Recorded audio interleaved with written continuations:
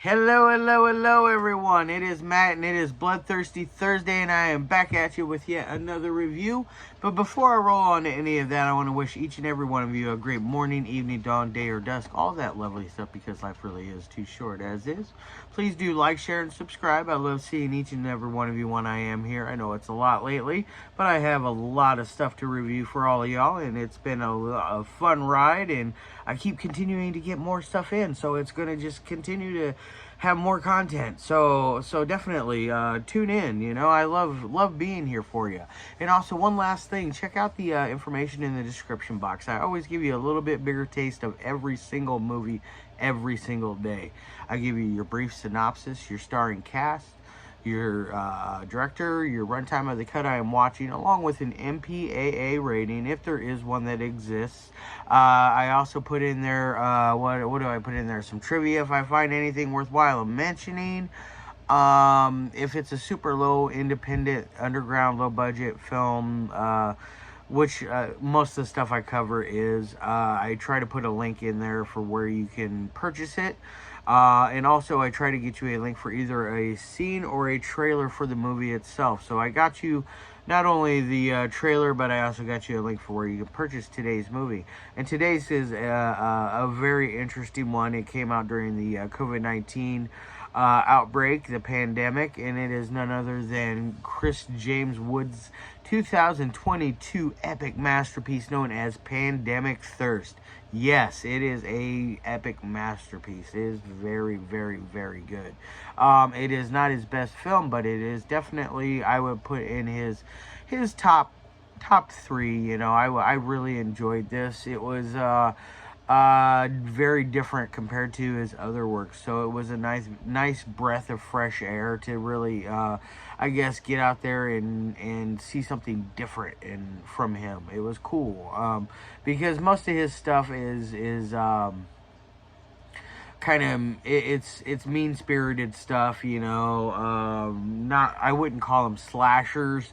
I wouldn't, you know, the Death Escort Service stuff is like, kind of like Rape Revenge, I guess I would kind of say those are kind of like, that, but, his stuff is very, very different than, he doesn't usually do vampire films.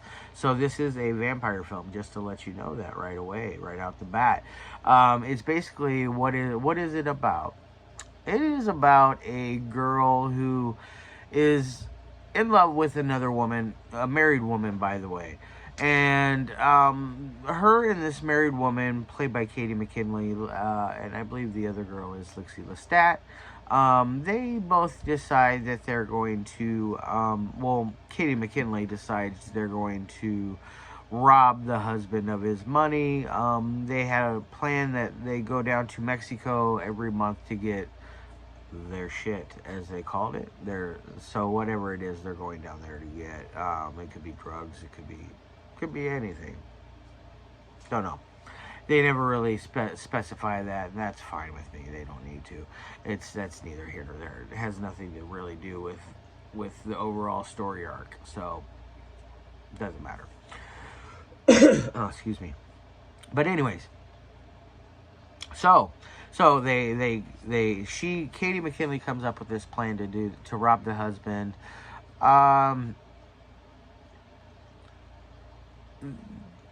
They split up. Our main girl heads north as planned, because they're going to not head to Mexico. They're going to pull a switcheroo and head to Canada. They're going to meet up north in Canada. And so basically what happens is our main girl, she's driving, she starts to become very ill. And it is very obvious she has come down with the COVID-19. She's coughing, very weak, all that, you know, all the classic symptoms of the COVID. She pulls off and gets a room, and while she's there, she's approached by a girl who is played by Sushii. I'm not going to try to even attempt to pronounce your middle name, but Sushii Holder. which I love you, by the way, Sushii. You're always amazing in everything you do. But she's a vampire. She bites her, and so lo and behold, it heals our main girl, and they basically come up with this whole thing. Like she tells her why she did it. There's just they don't. It's basically she finds something special about her. She wants to turn her, or she doesn't just want to turn her. She does turn her, and essentially what happens is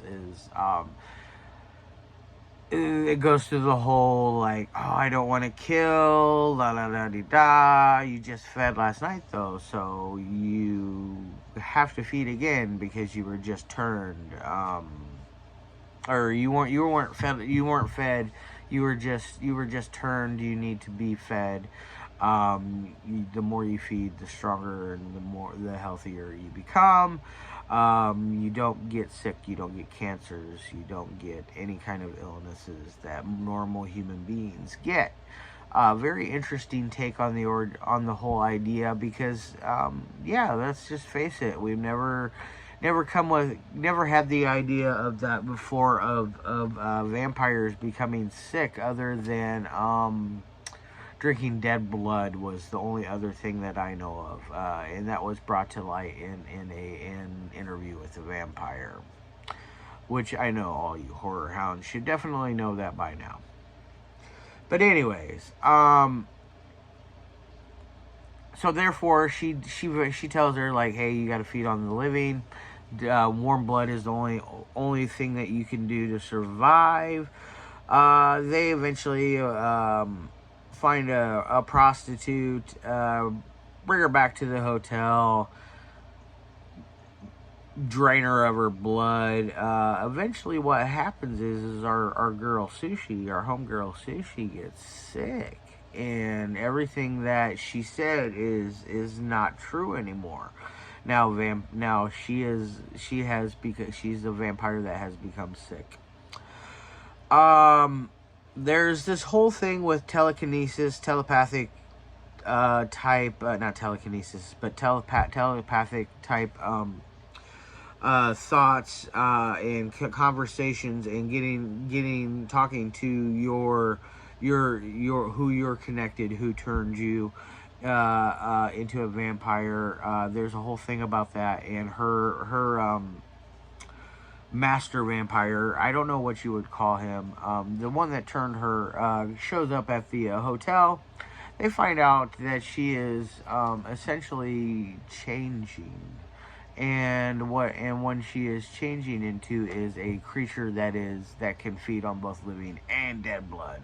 So she becomes this very scary. She has these really cool, gnarly teeth going on, and it's very fun and neat looking, and it's just way cool. And there's a whole sweet little twist in there that happens with Katie McKinley, which I really liked.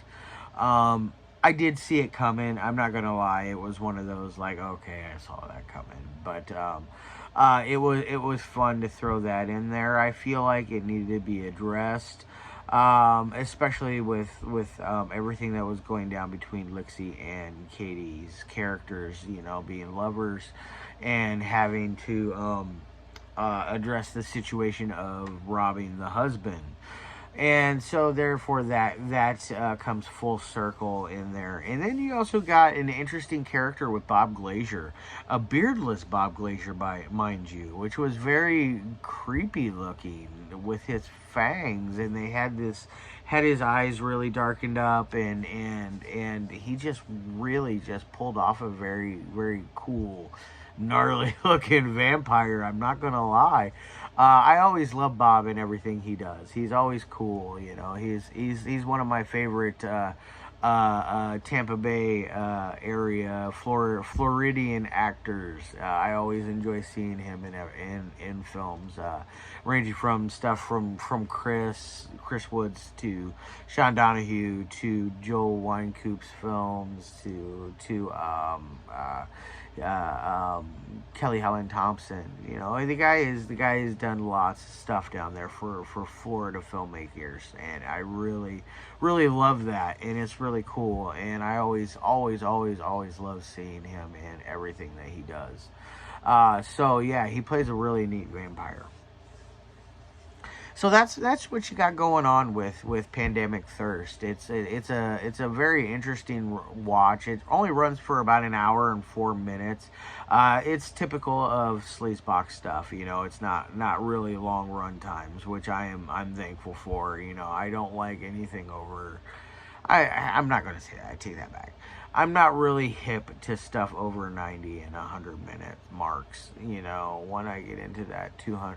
When I get into the 2 hour mark, you know, I start to get bored easily. I have to get up and move around, and you know, I have lots of other things that I have to do, and all that stuff. So I always appreciate that with sleazebox films. They always have a perfect runtime. But as far as anything goes with the technical ability, Chris definitely knows what the hell he's doing as a director and as a filmmaker in general. He's no slouch behind the camera. He always knows exactly what he needs to do to get the performances out of his actors. Whether it's a Death Escort Service or Kill Cam or Pandemic Thirst, you know, the guy obviously is very talented at what he does, and he is able to pull in good performances from everybody. He doesn't get slouches in there to just chew up scenery. Which, by the way, speaking of scenery, we do have a very lovely cameo by the Felissa Rose, none other than Angela from Sleepaway Camp, who I absolutely love and adore, and I'm going to be meeting her next month, and I am very excited. Yes. But anyways, back onto the movie. But technical ability, Chris is definitely an accomplished filmmaker, and I always enjoy watching his stuff just because of that. I don't feel like I'm watching something that is just slapped together for cash grab value. You know, he actually puts a lot of work and effort and thought and just really tries hard with every single film he has. I don't dislike anything of his that I've seen, whether Death Escort Service, Chaos AD, which Chaos AD is my favorite, by the way. Kill Cam is second. I'd put this at number 3. This is very good. I think it is a masterpiece, and you know, it is a modern day masterpiece. I'm usually not big on vampire movies, mostly modern vampire movies, I should say. I love the old Hammer vampire movies. That's my style. I love the old gothic pieces, you know, for when it comes to that. But modern day vampire films are good ones that I enjoy, are very few and far between. This is one that I highly recommend for everybody to run out and grab a copy of this. It is available over at sleazebox.com as usual. So definitely pop over there and check it out, grab yourself a copy. Now, as far as any kind of ratings would go, on a 1 through 5 scale, I'm giving this a 4 out of 5. This is, like I said, it is top 3 out of Chris's films. You know, I think a lot of it struck me. Not only the good performances that we get in this, but also it was nice having something different to watch. It was cool, you know. It was like, oh right, a vampire film that I wasn't expecting to enjoy. You know, I usually am harsh on vampire films. I'm harsh on vampire films and zombie films, because nothing pisses me off more than a bad zombie film. Alright, anyways, I'm going to get the hell out of here. I'll be back at you with tomorrow. I'm going to be doing Pink Rabbit, and then Sunday will be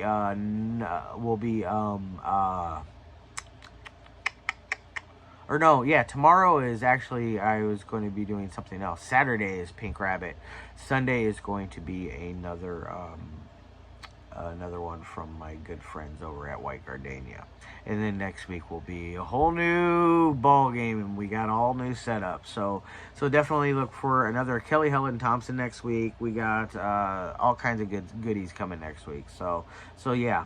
All right. I love your faces as always, and